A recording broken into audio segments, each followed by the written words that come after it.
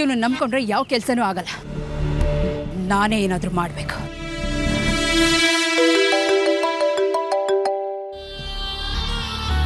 Hello ಅಕ್ಕ, ನಾನಕ್ಕ MLA ಪರಮಾನಂದ ಮಾತಾಡ್ತಾ ಇದ್ದೀನಿ. ನಿನ್ನ ಮಕ್ಕಳೇ ನನಗೆ ಸುಪಾರಿ ಕೊಟ್ಟು ಬರ್ಸಿ ಕಿಡ್ನಾಪ್ ಮಾಡಿಸ್ಬಿಟ್ರಕ್ಕ. ನನ್ನ ಮಕ್ಕಳ ಏನೋ ಹೇಳ್ತಿದ್ಯಾ? ಅಯ್ಯೋ, ನನ್ನ ಅಳಿಯಂದ್ರ ಬಗ್ಗೆ ನನ್ಗೆ ಗೊತ್ತಾಗಲ್ವಕ್ಕ? ಪಕ್ಕ ಅವರೇ. ಹುಚ್ಚುಚ್ಚಾಗಿ ಮಾತಾಡ್ತಿದ್ಯಾ ಅಂದರೆ ತಲೆಗೆ ಜೋರಾಗೆ ಪೆಟ್ಟು ಬಿದ್ದಿರ್ಬೇಕು ನಿನಗೆ. ಅವರಿಬ್ಬರು ಬಾಂಬೆಗೆ ಹೋಗಿರೋದು ನಿನಗೆ ಗೊತ್ತಿಲ್ವೇನೋ? ರೀಚ್ ಆಗಿದ್ದೀನಿ ಅಂತ ವಿಕ್ಕಿ ಮೆಸೇಜ್ ಕೂಡ ಮಾಡಿದ್ದಾನೆ. ಅಯ್ಯೋ ಅಕ್ಕ, ಅದೆಲ್ಲ ಶುದ್ಧ ಸುಳ್ಳು. ನಿನ್ನ ಏಮಾರಿಸಿದ್ದಾರೆ. ಅವ್ರು ಇವಾಗ ಬೆಂಗಳೂರಿನಲ್ಲೇ ಇದ್ದಾರೆ. ಆರ್ತಿ ಮದುವೆಗೆ ಬಂದಿದ್ದಾರೆ. ಏನೋ ಹೇಳ್ತಿದ್ಯಾ? ವಿಷಯ ಇನ್ನೂ ಸೀರಿಯಸ್ ಇದೆ. ಯಾರಿಗೋ ಕಿಡ್ನಾಪ್ ಮಾಡ್ಸಕ್ಕೆ ಹೋಗಿ ನನ್ನ ಕಿಡ್ನಾಪ್ ಮಾಡ್ಸವ್ರೆ. ಆಗಲೇ ನನ್ಗೆ ಗೊತ್ತಾಗಿದ್ದು, ನಮ್ಮ ವಿಕ್ಕಿ ಲವ್ ಮಾಡ್ತಾರ ಹುಡುಗಿ ಬೇರೆ ಯಾರು ಅಲ್ಲ, ಆ ಘಟವಾಣಿ ಪರಿಮಳ ಮಗಳು ಆರ್ತಿ ಅಂತ.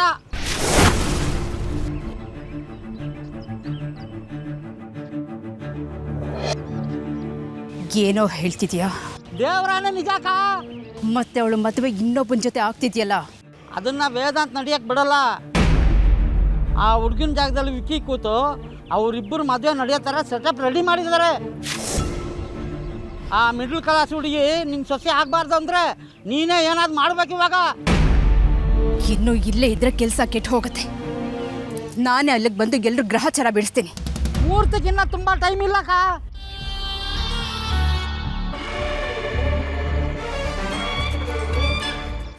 ಕೊಡ್ರಿ ಫೋನು.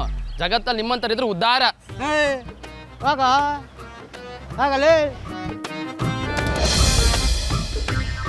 ಏಯ್, ದಾರಿ ಬಿಡು, ನಾನು ಹೋಗ್ಬೇಕು.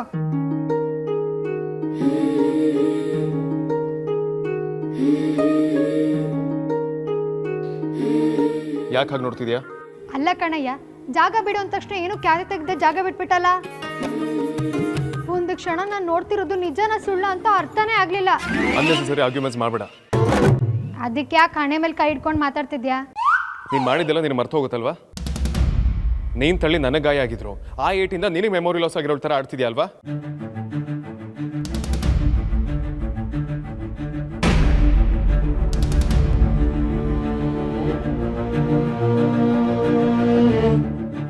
ತುಂಬ ಏಟಾಯ್ತಾ?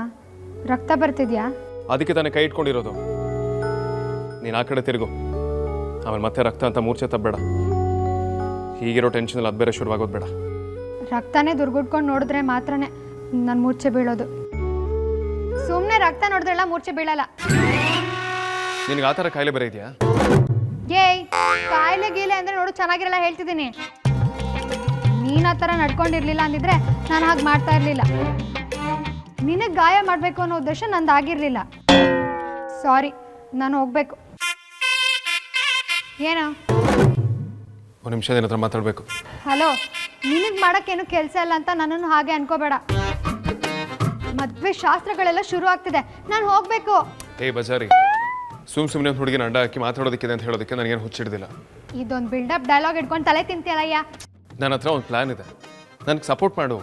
ಅಯ್ಯಪ್ಪ, ಮತ್ತೆ ಶುರು ಆಯ್ತಾ?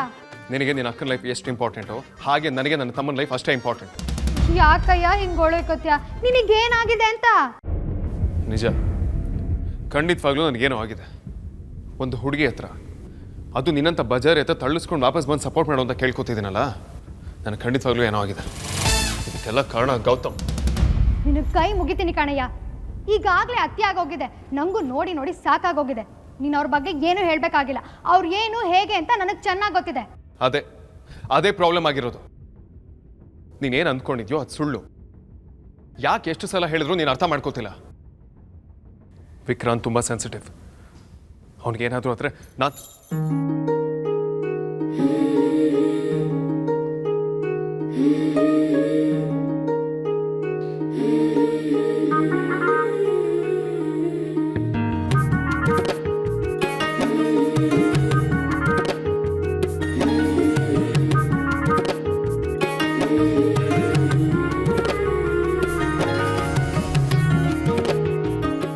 ವಿಕ್ಕಿ ಬಾವಂಗೇನೂ ಆಗಲ್ಲ.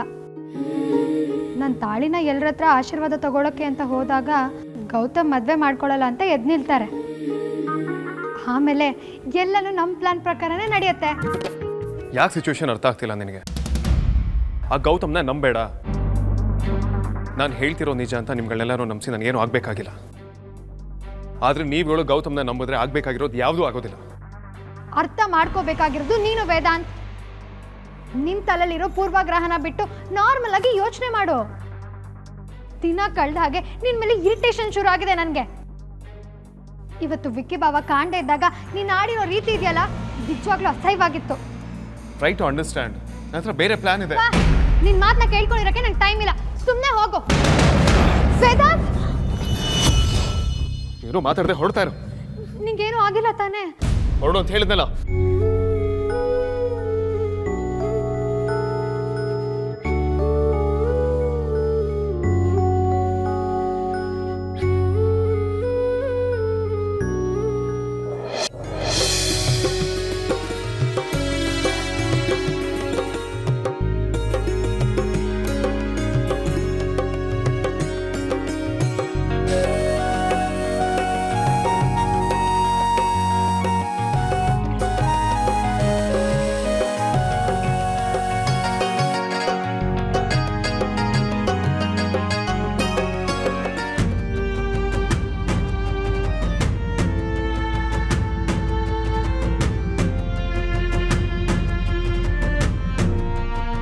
ಕನಸು ನನಸಾಗೋದು ಅಂದರೆ ಇದೆ. ಕನ್ಯಾದಾನದ ಭಾಗ್ಯ ಕಡೆಗೂ ಕೊಡುವಂತು. ಸಿಹಿನೋ ಕಹಿನೋ ಸಾಧ್ಯವಾದಷ್ಟು ಮಟ್ಟಿಗೆ ಇವಳನ್ನು ಇಷ್ಟು ದಿನ ನ್ಯಾಯವಾಗಿ ಸಾಕಿದ್ದೀನಿ. ಮುಂದೆ ಆದರೂ ಸಂತೋಷವಾಗಿ ಸುಖ ಕಾಣೋ ಹಾಗಾಗ್ಲಪ್ಪ. ಭಜ್ರಂಗಿ, ಇನ್ನೇನಿದ್ರು ನೀನೇ ಕಾಪಾಡಬೇಕು. ಯಾರಿಂದನೂ ಯಾವುದೇ ಸಮಸ್ಯೆ ಆಗದೆ ಇರಲಪ್ಪ. ಅಮ್ಮು ಅಕ್ಕ ಎಷ್ಟು ಕಷ್ಟಪಟ್ಟಿದ್ದಾಳೆ, ಅವಳ ಕನಸು ನೆರವೇರಲಿ. ಒಂದೊಂದು ಹೆಜ್ಜೆ ಇಡೋಕ್ಕೂ ಕಾಲು ನಡುಗ್ತಾ ಇದೆ. ಇವ್ರು ಅಂದ್ಕೊಂಡಂಗೆ ಆಯಿತು ಅಂದರು ಅದನ್ನು ಅಪ್ಪ ಅಮ್ಮ ಒಪ್ತಾರ? ಎಲ್ಲೋ ಒಂದು ಕಡೆ ನಾನು ಮೋಸ ಮಾಡಿದಾಗಲ್ವಾ? ಅಣ್ಣ ನೋಡಿದ್ರೆ ಗೌತಮ್ನ ಮುಖವಾಡ ಕಳಿಸ್ತೀನಿ ಅಂತಿದ್ದಾನೆ. ಇಲ್ಲಿ ಎಲ್ಲರೂ ಅವನ ನಂಬಿದ್ದಾರೆ. ನಂಗೆ ಯಾವ ಸತ್ಯ ಅಂತ ಅರ್ಥ ಆಗ್ತಾ ಇಲ್ಲ. ಏನಾಗುತ್ತೋ ದೇವ್ರೆ ಕಾಪಾಡಪ್ಪ.